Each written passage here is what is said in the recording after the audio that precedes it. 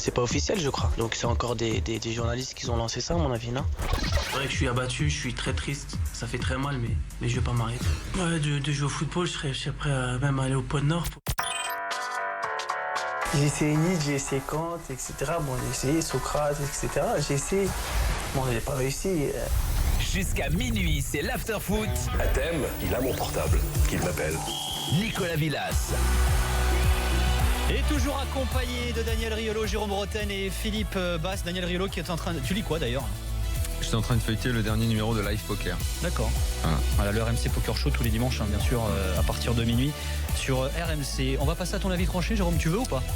Bien sûr, t'as envie. Quoi, je veux pas. Là, demain, l'équipe de France joue face à l'Italie. Match à 21h à Nice. Et ton avis tranché concerne justement l'équipe de France. Moi j'ai gagné contre Riolo. De sec. Bonjour à tous. Gagner contre Riolo, c'est pas compliqué quand même. Ouais, exactement. T'as vu comment il t'a allumé? Qui? Eric Salio. Avec Salio, on lui met tous les deux une trempe. À une époque, il a su jouer, mais c'est fini. Alors Jérôme, ton avis tranché. Combien d'émissions là? Alors écoute. Mais c'est quand même hallucinant parce que moi quand j'ai gagné, j'allais pas. Toi, tu l'as annoncé partout. Daniel, c'est là quand même fou d'avoir la victoire aussi peu discrète. Là, j'y suis. Toi, t'avais rien demandé. J'ai rien demandé. On a parlé. Première chose qu'il lui a dit, j'y suis pour rien. J'y suis pour rien. Eric Salio était au courant et il a balancé un truc. C'est rien gagner contre Riolo. Voilà. C'est tout, donc tu t'en prends à lui, tu lui laisses un message si t'as envie. Moi, j'y suis pour rien. Bon, vas-y, mon avis tranché. Alors, à moins qu'on ait oublié de me prévenir encore une fois qu'il y a eu un changement de dernière minute, ça concerne Paul Pogba. Oui, c'est et qui joue très gros demain face à l'Italie. C'est bon. Exactement. Alors moi j'ai toujours défendu Paul dans tous les cas depuis le début, même quand il se faisait allumer par moments injustement. Faut pas s'obstiner. Mais vu la ligne comme ça. Laisse-le l'énerve pas. Tu sais que ça va le vénère. Tu sais que tu l'as déjà énervé hier centré. Je sais que tu supportes pas. Ça y est, ça commence. Il est parti. C'est pas que je supporte pas. Non mais c'est bon, j'ai dit stop. C'est pas que je supporte pas, c'est que moi je respecte ton avis tranché à chaque fois. Je te coupe jamais, mais toi tu te permets à chaque fois. Voilà, il balance un petit truc et puis on sort du truc. Bonifie. Voilà. Ouais, c'est ça. Ouais. Bon. Et donc Paul Pogba. D'habitude tu l'écoutes énervé, là tu le vois. Paul, ça fait quoi, Philippe? Je vois les deux là. C'est le Muppet Show. Ouais, un peu, ouais. Donc non, Paul Pogba, je l'ai toujours défendu, même si par moments il y a certaines critiques qui étaient assez justes, d'autres moins. Je l'ai vu faire une très belle année à Manchester United, même s'il y a eu une période là en début d'année où il y a eu un petit conflit avec José Mourinho et il l'a un petit peu écarté pour le piquer. Et ça a marché parce que derrière il s'est un petit peu réveillé dans son attitude, il a été beaucoup mieux. Il claque son doublé face à City notamment. Exactement. La fin de saison se passe mieux, même s'ils perdent la finale de la Cup, et ça c'est un échec pour Manchester et pour lui. Mais en équipe de France, moi je le voyais installé parce que Didier Deschamps l'estime vraiment beaucoup. Il l'a toujours protégé, il l'a toujours essayé de le mettre dans des bonnes conditions, même quand il faisait des matchs moyens. À chaque fois, il était reconduit. Il a joué à côté d'N'Golo Kanté. Il a joué un peu plus haut. Tu vois, il a un peu changé. Mais rarement. Demain, il devrait jouer avec Kanté et Tolisso. C'est pour ça. Et rarement dans ce poste un petit peu à gauche où il se sent beaucoup plus à l'aise. Un poste qu'il occupe très souvent à Manchester United. Et demain, il sera dans ce dispositif-là parce que demain, ils vont jouer avec Kanté. Devant la défense, avec Tolisso un peu plus haut à droite, et donc Pogba qui va prendre la place de Matuidi. Là où il aime jouer, quoi.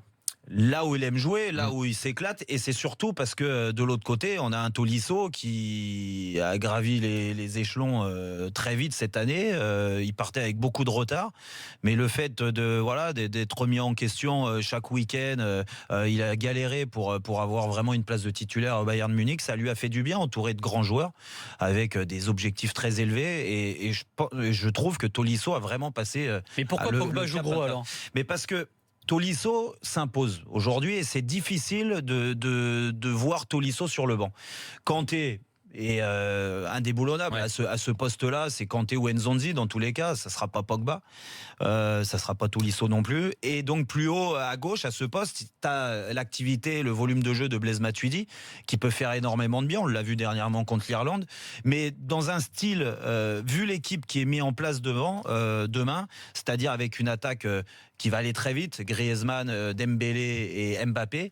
L'objectif des milieux de terrain, c'est d'avoir la bonne passe, tu vois, techniquement, d'être sûr de dominer ce milieu de terrain italien, mais surtout à travers des passes dans les intervalles, des passes en profondeur. Il faut être juste techniquement. Je trouve que c'est... Alors après, c'est aller chercher les petits détails. C'est pas la qualité première d'un Matuidi, dans tous les cas. Ça peut être la qualité, c'est la qualité de Paul Pogba, c'est la qualité de Tolisso, on l'a vu. Donc si Pogba fait un bon match demain et arrive à servir correctement les 3 attaquants qui vont aller vite dans la profondeur, je pense qu'il aura marqué beaucoup de points et que le milieu de terrain sera quasiment celui-là, le milieu type. Si jamais Paul Pogba est moins bon, qu'il rajoute une touche de trop, comme des fois il sait faire, qui est un petit peu nonchalant, je pense que là, Matuidi lui sera préféré parce que Tolisso a marqué beaucoup de points. Voilà. Avant de vous entendre là-dessus, Daniel et Philippe, juste j'aimerais que vous écoutiez Hugo Lloris qui était en conférence de presse cet après-midi. On lui a posé la question. Vous savez que Pogba a déclaré il y a quelques jours qu'il voulait prendre les rênes de l'équipe de France. Je le cite. Et du coup, on a demandé à Lloris, est-ce qu'il se met pas la pression tout seul, Paul Pogba, finalement ? Paul, c'est plus le jeune joueur. Je veux dire, il a emmagasiné de l'expérience, que ce soit en sélection, que ce soit en club. Il a énormément de talent. Il a cette étiquette qui lui colle depuis ses débuts. Je pense qu'il sort d'une très bonne saison. Patron, c'est quand même un mot fort, mais être un leader, c'est ce qu'on attend de lui, et que ce soit sur le terrain, en dehors du terrain.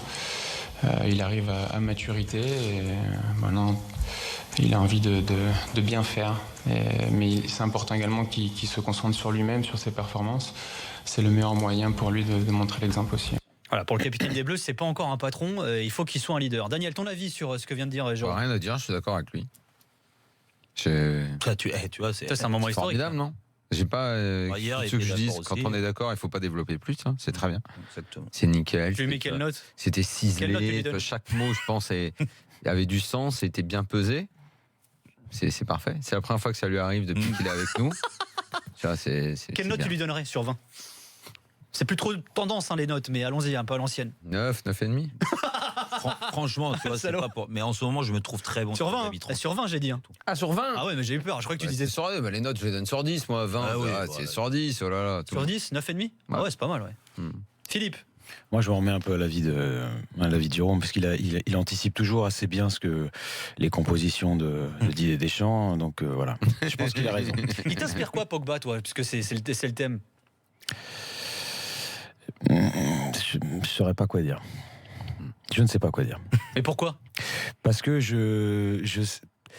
ça va être tout l'un ou tout l'autre. Personnalité Tu un vois. peu à la fois extravertie et qui, en même temps, pour l'instant, n'a pas totalement l'air d'assumer justement cette on a toujours volonté envie de qu'il- devenir le patron. Il a envie de le devenir, mais on a l'impression qu'il ne fait pas tout pour l'être. Ou il a envie de devenir le patron, mais en pensant d'abord à lui. Alors que si tu dois devenir le patron, tu dois le devenir pour tout le monde. Il n'arrive pas encore à penser collectif par rapport à sa réussite perso. Tous ces équilibres-là, il les fait pas, je trouve, moi. Bah, c'est malheureux, mais si c'est ça, effectivement, il ne peut pas y avoir de réussite sans ce partage, sans cette unité. Donc du coup, on attend qu'une chose, c'est qu'il explose vraiment, mais avec tout le monde.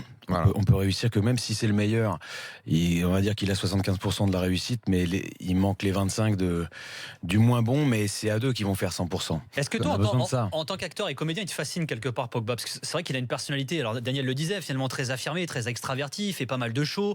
Ça lui est d'ailleurs pas mal critiqué. Là, on sait qu'il a une série sur Canal en ce moment, la Fox Franchement, série. c'est pas très fascinant, quoi. Ça fait un Non, peu- mais c'est un personnage, quoi, c'est ça que je veux dire. Non, c'est plus le collectif qui m'impressionne. Ça me fascine pas, mais c'est ça qui me et la gestion de celui-ci, c'est ça qui va faire que waouh, ça prend ou ça prend pas.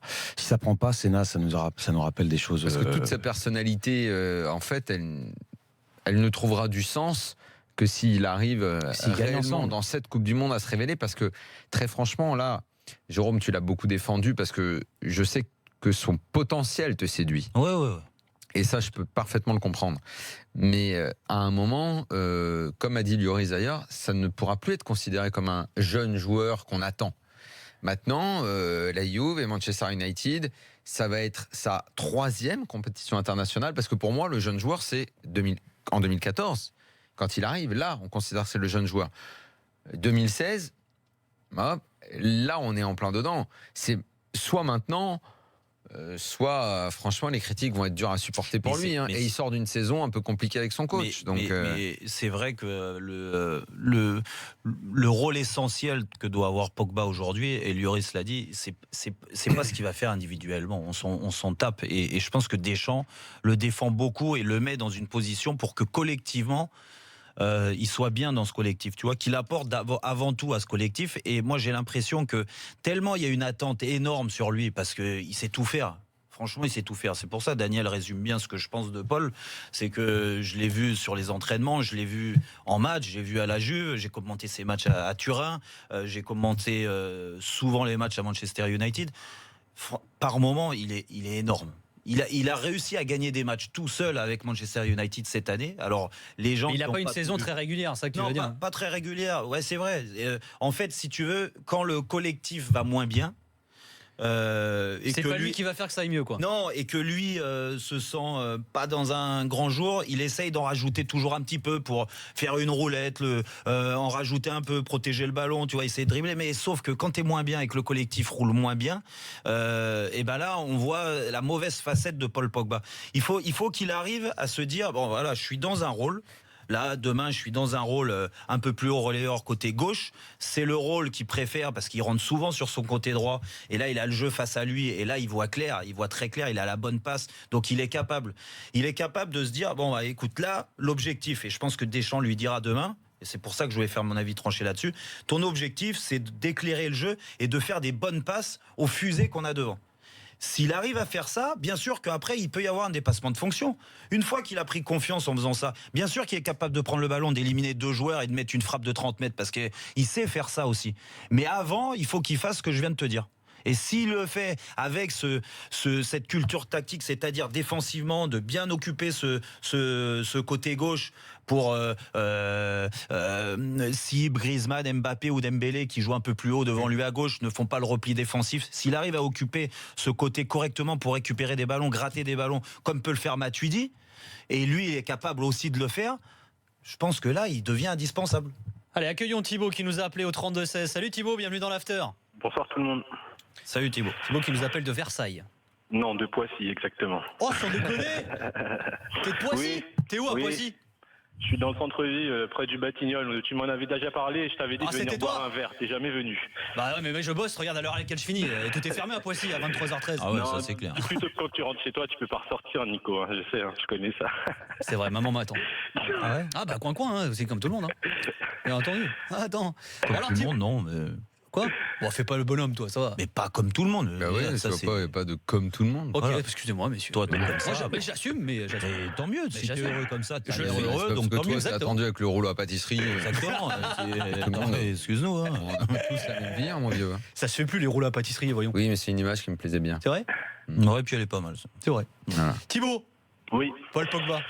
En fait, moi, mon avis sur Paul Pogba, c'est que on a souvent tendance à placer Paul Pogba dans une catégorie de milieu relayeur. Sauf que je regarde les milieux relayeurs en fait qu'on voit aujourd'hui dans les top clubs et je trouve que Paul Pogba n'a pas le profil type d'un milieu relayeur. C'est pas un joueur que je trouve régulier dans la façon de faire, dans le fait de faire jouer son équipe.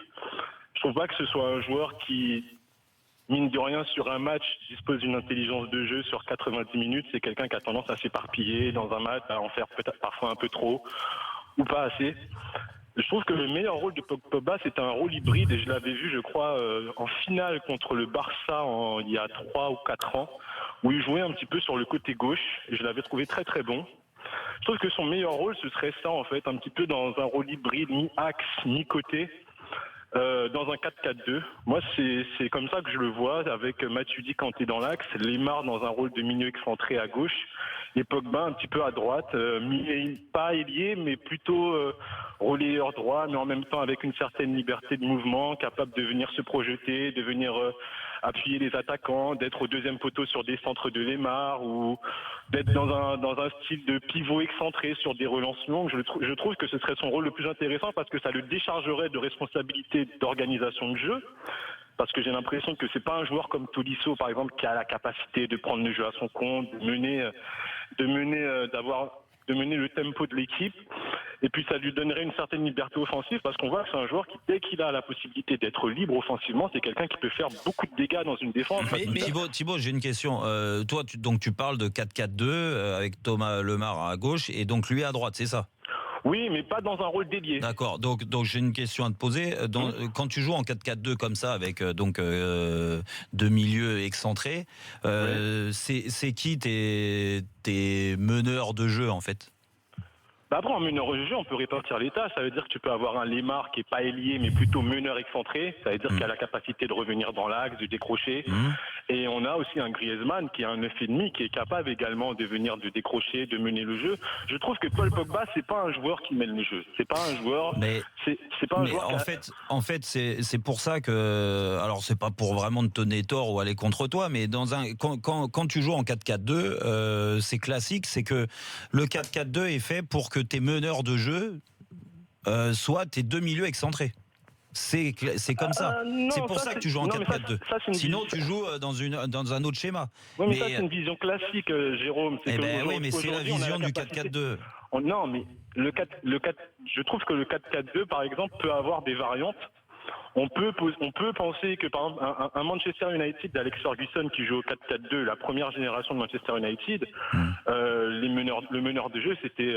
il n'y avait pas de meneur de jeu sur les côtés. Beckham n'était pas un meneur de jeu, Giggs n'était pas un meneur de jeu. C'était non, pas du tout. Le meneur de jeu, c'était Paul Scholes, qui évoluait à côté de Roy Keane. Beckham n'était pas un meneur de jeu, c'était plutôt un milieu droit, capable de faire des centres, et Giggs était plutôt follet en milieu gauche. L'organisateur, oui, c'était Scholes. Oui, l'organisateur, mais ceux qui te ramènent les ballons, d'où vient le danger souvent, c'était forcément Beckham d'un côté et Giggs de l'autre. Oui, non, mais c'est pour ça que je te dis, après, on peut aussi imaginer Paul Pogba capable de mener le jeu, mais déchargé des responsabilités d'organisateur. C'est-à-dire que par période, sur le match, ponctuellement, c'est un joueur qui, dans ce rôle de piston droit, pourrait revenir dans l'axe, organiser, justement être moins dans le trafic du milieu de terrain, parce qu'on sait qu'en Coupe du Monde, à un moment donné, on va tomber sur des équipes où au milieu de terrain, ça va être costaud, il va falloir jouer vite, il va falloir jouer juste, et je trouve pas que Paul Pogba ait des qualités immenses dans ce registre. Je trouve justement que c'est un joueur je pense que tu te trompes. Alors, soit t'as pas vu assez de matchs de Paul Pogba, ce qui est possible, ou que t'as vu que ces matchs en équipe de France, qui en effet, par moments, n'ont pas toujours été bonnes, mais je te garantis que Paul Pogba, il sait tout faire, quoi. La question, Jérôme, c'est pas de savoir ce qu'il sait faire. Bah si, t'es en train de me dire, là, il est pas forcément bon dans ce système-là et tout ça. Mais il a énormément de qualité. Il a énormément de qualité. Il peut mener le jeu, mais je trouve pas qu'il ait un profil, par exemple, des relayeurs comme on voit un Modric, un Kroos, un Iniesta.